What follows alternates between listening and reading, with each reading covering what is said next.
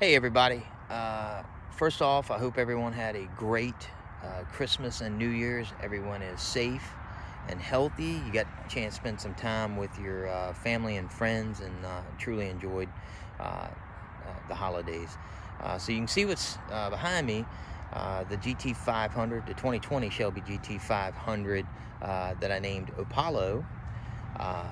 And today, really what I wanted to do is do just a check-in, since I had not put anything out since the original video I did the night that I took delivery of the vehicle, and I had some feedback, and a lot of my friends asked me some questions about that feedback. One thing in particular was I was a little, I don't want to say disappointed, but I was surprised that when I first drove the vehicle off the lot, I expected it to have a lot more get up and go, and it didn't appear to do that when I put it in drive mode.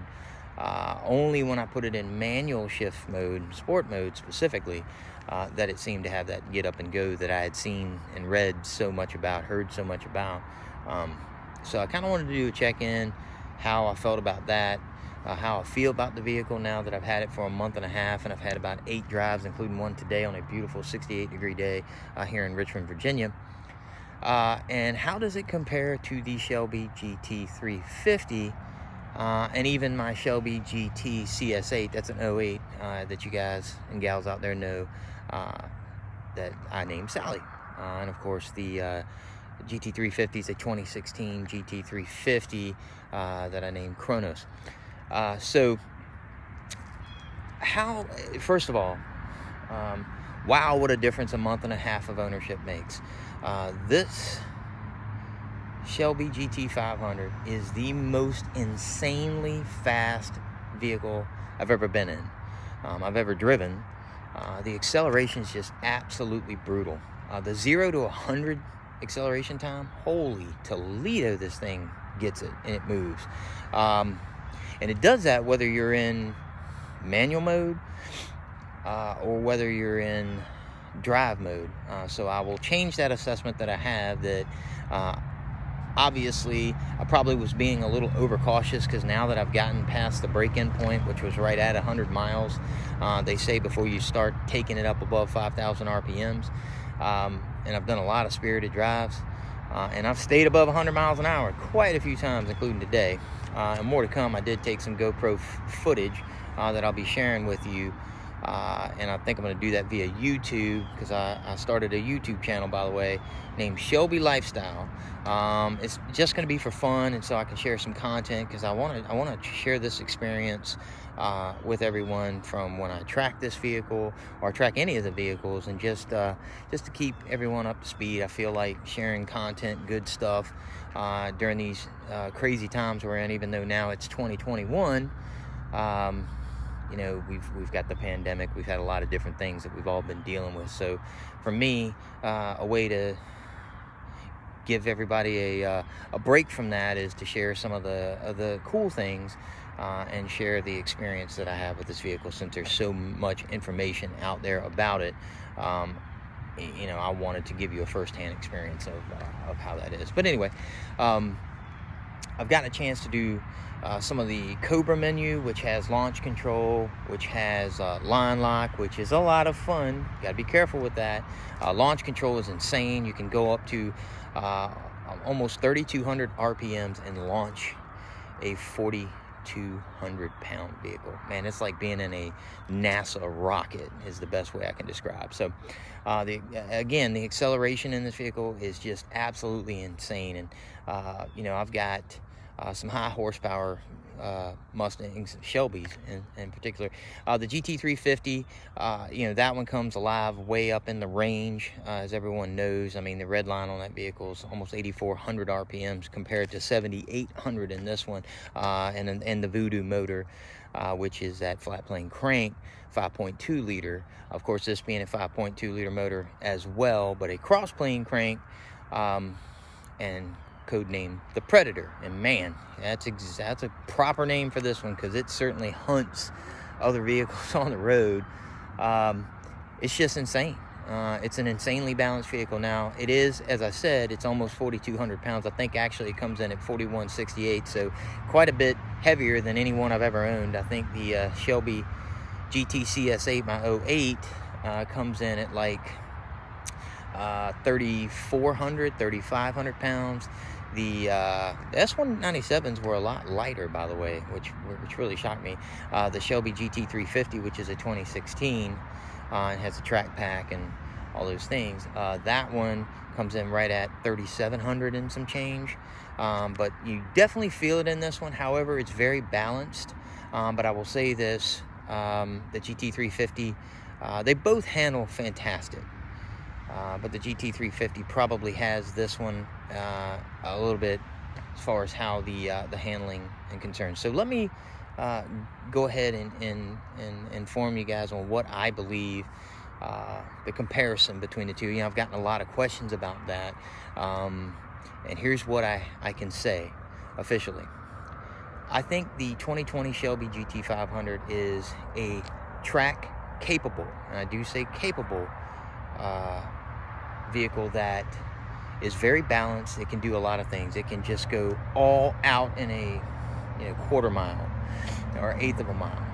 It can go to the track. It could go to Lowe's and Home Depot or drive in traffic. And you could do it, especially with that automatic. Whereas the Shelby GT350 is a track Mustang.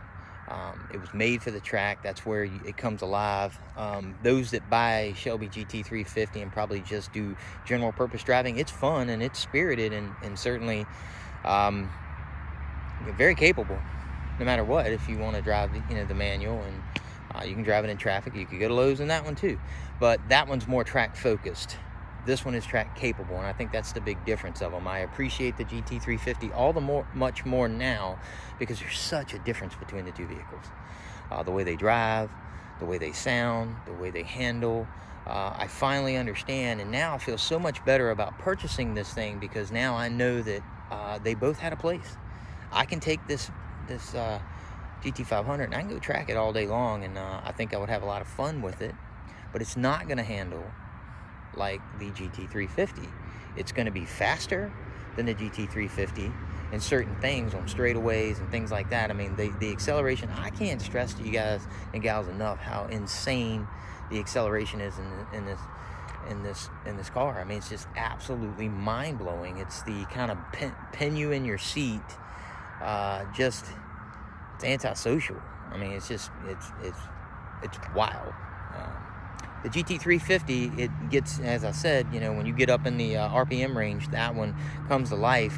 Man, come on, think of a V8 that redlines at 8,400 RPMs. I mean, that's just absolutely ridiculous, right? That's like supercar, your Porsches, your Ferraris, your Lambos. Ford really killed it for that. And I think when they made this one, in my opinion, they gave you the power, they gave you the supercharged, just intense acceleration that could go to a track, and it'll do very well. I've seen it. I mean, I've seen some of the best drivers in the world drive these things and rant and rave about them, but it handles differently than the Shelby GT350. And again, I think the GT350 is track focused. It's for the track. This one can go on the track, and I think that's where I want to leave that. But again, I mean, just an incredible vehicle. And I'm looking forward to sharing more content as I get more familiar with this vehicle. I'm going to take it and track it, so I'm looking forward to that. I'm looking forward to when the weather breaks in the springtime, taking it out on road courses and even the drag strip. I'm going to do that with this car. So I'm excited to do that, and I really want to share all of these experiences with all of you. But make no mistake about it, this is the most insanely powerful Mustang I've ever owned. That DCT 7-speed transmission, I wasn't sure how I was going to feel about that, right? Always growing up on manuals and never having an automatic Mustang. I love 6 speeds, and I wasn't sure. Let me tell you something. Even if you're those, and I was one of them, that knocks the automatic only being available in automatic, I would challenge anybody to shift better than this thing shifts. I mean, it is just milliseconds, and it's shifting.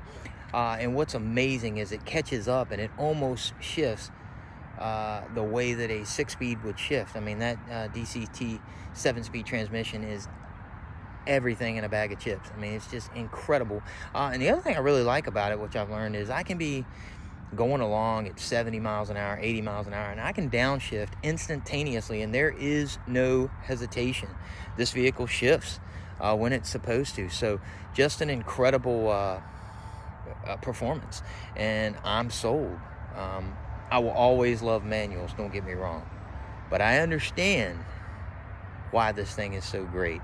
I understand why this thing does very well on a track, or even, you know, when it goes to drag strips and does these quarter miles. And I mean, you've seen this thing as it sits, ran a 10.6 as it sits.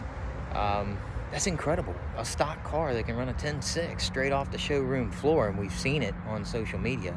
You know, we've seen it run at run VIR and just do incredible at VIR. We've seen it at Willow Springs and do so great on road courses. So, I mean, it's a very balanced vehicle that you can do a lot of things with the GT500. So I'm very impressed with it, very pleased that I purchased this. I'm just so thankful that I went ahead and did it. Because now I fully understand, as I said, I understand the purpose of the GT350 better. I understand the purpose of this vehicle better. And of course, obviously, my Shelby GTC S8. So again, I wanted to check in, let you guys know that, hey, whatever I said that night about it being kind of sluggish, throw that right out of the window. This thing is not sluggish at all. In fact, it's just absolutely insane and intense. And again, I've got some footage of some launches, so I will share that on my YouTube channel. That's going to be a Shelby Lifestyle. Again, it's going to be non-profit. It's just something so that I can share some more content. So I'm looking forward to that. So again, Happy New Year's to you all. Thank God it's 2021. Hopefully we can get back to some sense of normal, whatever that looks like. When this thing comes to at least slows down and they get this thing under control. I'm looking forward to doing some events, both track events and car events, and bringing this thing out and letting everybody experience it. And hey, I look forward to seeing you guys all, guys and gals, out there. So hey, guys, stay safe, and again, Happy New Year's to you all, and look for more content. Thanks for watching.